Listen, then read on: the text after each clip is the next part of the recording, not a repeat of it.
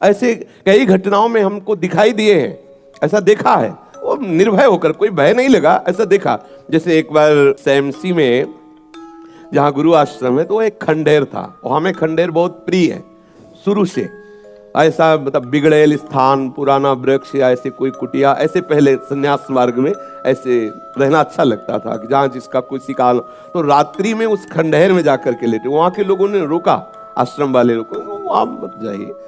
हम सोचा आश्रम के कई लोग यहाँ लेटते हैं तो बातचीत करेंगे, इसलिए एकांत।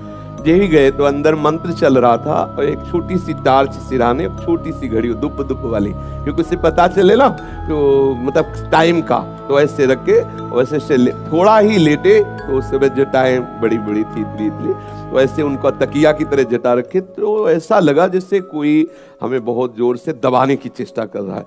तो ऐसे देखा तो मुझे स्पर्श जैसा भी हुआ कि जैसे कोई कड़ा हाथों में एकदम। ऐसा कैसे हो सकता है? जब हम मंत्र जप रहे हैं तो कोई ऐसा कैसे हो सकता है कि कोई अशुभ आत्मा के छुए? तो टार्च लिया, बाहर निकले, कोई नहीं। मुझे लगा कि मेरी मानसिक बिगड़ेल बुद्धि हमको भयभीत करना चाहती है। नहीं नहीं, मैं नहीं मान। एक मन ने कहा यहाँ से हटके, वहां से हमको जिद्दी स्वभाव था, नहीं देखूं कैसा क्या, फिर वही जाके सोए। थोड़ी ही देर में फिर स्पष्ट अनुभव हुआ कि ऐसे। तब हम बैठ गए तत्काल मंत्र जपते हुए।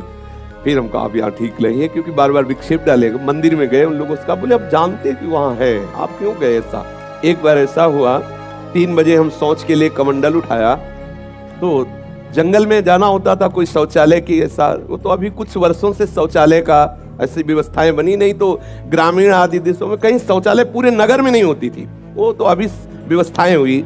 तो कमंडल लेकर शौच के लिए निकले तो देखा कि गाँव के बाहर एक नववधू लोटा लिए शौच के लिए जा रहे। तो हम खड़े हो गए कि ये जिस दिशा को जाए उससे विपरीत दिशा में हम, वो खड़ी हो गई।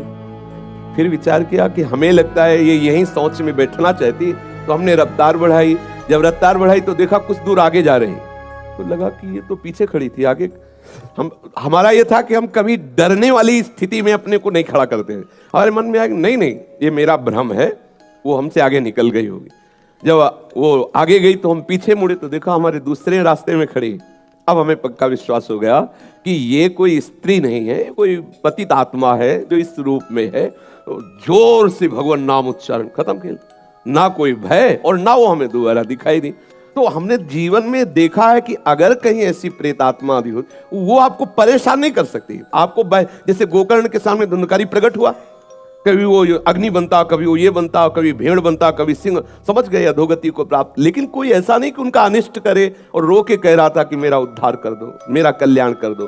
तो ये प्रेत आत्माएं भगवत धाम वासी, भगवान नाम जापक, वैष्णवों के प्रति अपना कल्याण करने के लिए आती है। किसी को भी कभी घबराना नहीं चाहिए। यदि कभी ऐसी परिस्थिति हो तो उच्च स्वर से नाम कीर्तन करने लगना, विश्वास करना, तुम्हें छू नहीं सकता कोई। ये हम इसलिए सत्ता नहीं मानते। जैसे कभी कोई प्रश्न करता है तो कह देते मेरे भगवान ही भूत रूप में आए। ये एक स्थिति है, एक भावना की स्थिति जो सत्य भावना है। वासुदेवा सर्वमिति, तो सब प्रभु ही है और सच्ची बात सब प्रभु ही है। लेकिन ये जो अगर हम उस स्थिति को नहीं पहुंचे तो पक्का समझ लो कि अगर प्रेत योनि का कोई भी जीव तुम्हारे सामने आता है और तुम भगवान नाम जप कर रहे हो तो तुम्हें कभी परास्त नहीं कर सकता।